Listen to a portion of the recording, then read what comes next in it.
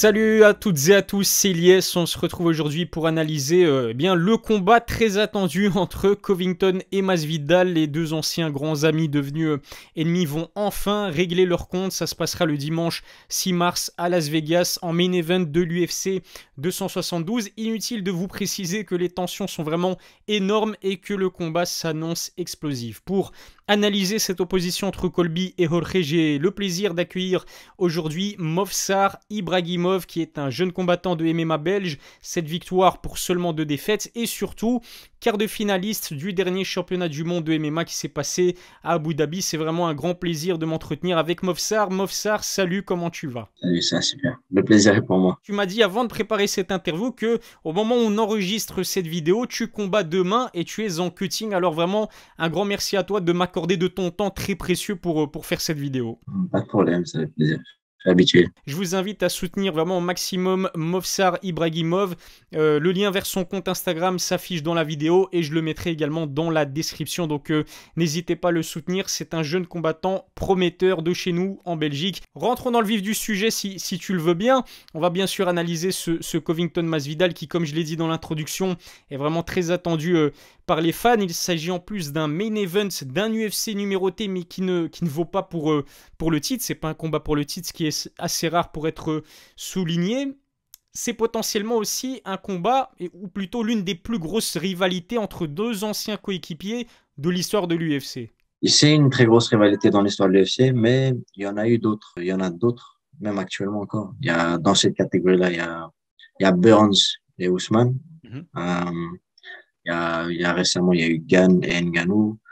Donc, il y a eu des grosses rivalités et c'est une des plus grosses, c'est sûr. Ouais, et c'est un combat c'est un UFC numéroté, main event UFC numéroté parce que même s'il n'y a pas de ceinture en jeu, c'est deux personnes qui ramènent beaucoup de pay-per-view, beaucoup de shows et ça promet de fireworks, comme ils disent. Ça se rapproche un peu au niveau des personnalités d'un Cody Garbrandt, TJ Dillashaw. Ouais, c'est vrai. C'est deux personnes qui aiment bien parler. Mhm. Masvidal, encore tout à l'heure, je voyais des vidéos de lui qui insulte Colby, il parle des chiffres. C'est des gens qui ils sont pas fondamentalement méchants, mais ils font du show, ils parlent pour attiser le it's only business, comme il dit Conor McGregor. C'est ces deux personnalités-là qui font un max de show parce que Colby, il est pas si méchant, en vrai. Mhm. C'est un gars gentil, mais bon, faut bien ce qu'il faut. Est-ce que c'est cliché ou pertinent de dire que cette opposition entre Colby et Jorge, c'est aussi, on va dire, une opposition entre d'un côté l'un des meilleurs strikers de la catégorie, c'est-à-dire Masvidal, et de l'autre l'un des meilleurs lutteurs de la catégorie, c'est-à-dire bien sûr Covington. Parmi les meilleurs lutteurs, Colby. Mais c'est une catégorie où il y a beaucoup de gros lutteurs. Shimaev qui arrive fort. On entend beaucoup parler de Totalement. lui. Shimaev qui arrive très fort. Il y a Bilal Mohamed. Il y a Leon Edwards. C'est tous des gros lutteurs. Kamaru Usman, le champion. Mais Colby, c'est sûr que c'est un très gros lutteur. Et même, il a fait face à Usman. Et en termes de striking, en fait, le truc, c'est que ceux qui luttent à la base, on a pu voir qu'ils s'adaptent très bien en striking. Ils évoluent très vite en striking, alors que l'inverse pose souvent problème. Oui, ça va confronter un des meilleurs strikers à un des meilleurs lutteurs. Mais de l'autre côté, Colby est un des meilleurs strikers aussi. Donc, il a des meilleures armes, je pense, pour affronter Masvidal. Alors que Masvidal, il n'a pas la lutte de Colby. J'ai envie aussi de parler du fait que Colby et Jorge, c'est un secret pour personne. Ils se sont entraînés pendant très longtemps ensemble à l'American Top Team, qui est l'une des salles les plus réputées, bien sûr, aux États-Unis. En plus d'être coéquipiers, ils étaient surtout très proches. Hein. Ils ont même vécu sous le même toit. Le fait qu'ils se connaissent aussi bien, lequel des deux est-ce que ça peut avantager? Ça va dépendre de déjà comment était quand ils se connaissaient avant, leur sparring se passait. Mhm. Moi, par exemple, quand j'ai mes sparring partenaires de tout le temps, je connais leur style, je sais à quel moment il va shoot, à quel moment cette feinte, elle indique quoi. Donc, ça va dépendre de comment pendant cette période-là, ils se sont analysés l'un l'autre, s'ils ont fait beaucoup de sparring. Et je pense que euh, ça va dépendre de comment les deux vont s'adapter au mieux. Si Masvidal va bien savoir, en fait, si Colby va chercher les takedowns, est-ce que Masvidal a préparé ça? Est-ce qu'il a vu certaines choses? Est-ce qu'il a retenu des trucs? Et encore, faut voir parce que depuis le temps, ils ont évolué, ils ont fait beaucoup de combats. Donc, Je sais pas, mais j'aurais quand même tendance à privilégier le lutteur. Quand on regarde, par exemple, tous les adversaires qui ont affronté Khabib, ils savent tous ce qu'il va faire.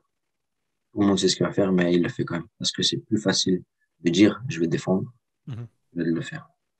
Alors que le striking, il y a souvent des choses qui se répètent. Ça peut avantager Colby niveau stylistique, c'est-à-dire que effectivement un lutteur sera toujours avantagé, j'ai l'impression, par rapport à un striker pur. En revanche, j'ai aussi envie de dire que peut-être que Masvidal, il peut avoir un avantage au niveau de la personnalité, parce qu'on sait, comme on l'a dit tout à l'heure, que Colby s'est créé un personnage. Vu que Masvidal le connaît très bien, il connaît sa vraie facette et il sait peut-être sur quel bouton appuyer pour le faire déjouer. Qu'est-ce que t'en penses? C'est un truc que j'ai remarqué aussi, c'est que Colby, j'ai l'impression que mentalement, c'est pas le plus solide. Mhm. Alors que Masvidal, il y va il y va jusqu'au bout. Il lâche pas. Même quand on voit, par exemple, le KO qu'il a pris contre Ousmane juste avant, euh, il l'a pris, il l'a encaissé, et tout de suite, mentalement, ça lui a rien fait. Il a dit, ouais, bien joué, c'est quelque chose que j'avais pas connu, et il est passé au-delà. Alors que Colby, il a du mal à accepter la défaite, et j'ai l'impression que mentalement, il a du mal. Et c'est vrai que je pense que il peut prendre l'ascendant psychologique, et la psychologie, c'est quelque chose de très, très important dans un coup. Très, très important. Si on stresse, le cardio, il part, on, le, nos pensées s'embrouillent, on suit plus le game plan. Donc, c'est vrai que je pense que le côté mental, il peut jouer beaucoup. Il faut dire aussi que Masvidal a quand même des bonnes défenses de takedown. C'est quand même 75% de réussite de défense des takedowns. Par exemple, Kamaru, au premier combat, n'a réussi que 5 amenés au sol sur ses stentés.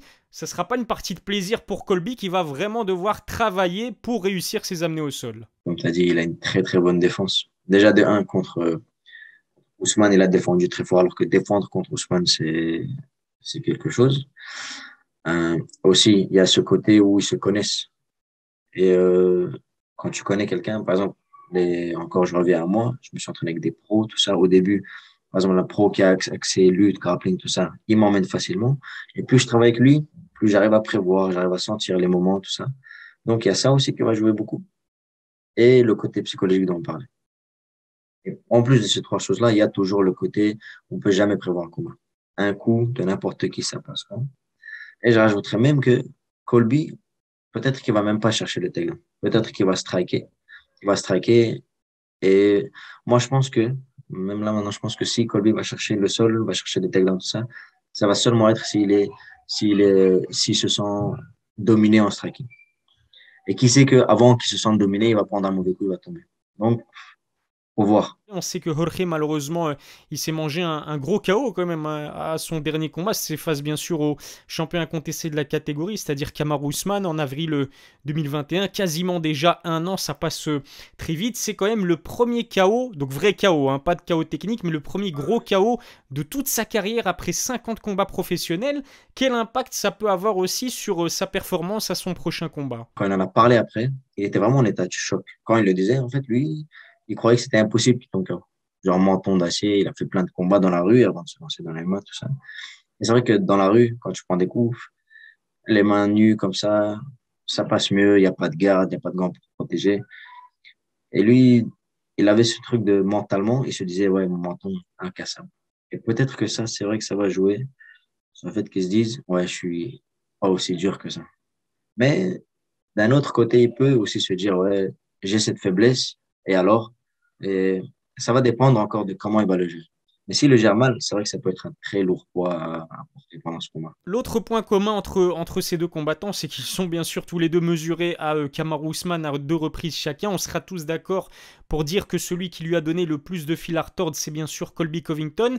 Est-ce qu'on peut dire que Colby, c'est le vrai numéro 2 de la catégorie des powerlifters, en sachant à quel point il a performé quand même face à Kamaru Usman malgré ses deux défaites, une sur TKO au 5e round et l'autre sur décision? Ousmane lui-même l'a appelé le numéro 2 de la catégorie. Et il a dit, c'est un très bon combattant, il aurait pu être champion, mais il est né dans la mauvaise ère. Mhm. Et c'est vrai que Ousmane, il est très, très dominant dans cette catégorie. Mais je pense qu'il faut garder un œil sur ceux d'en bas qui arrivent.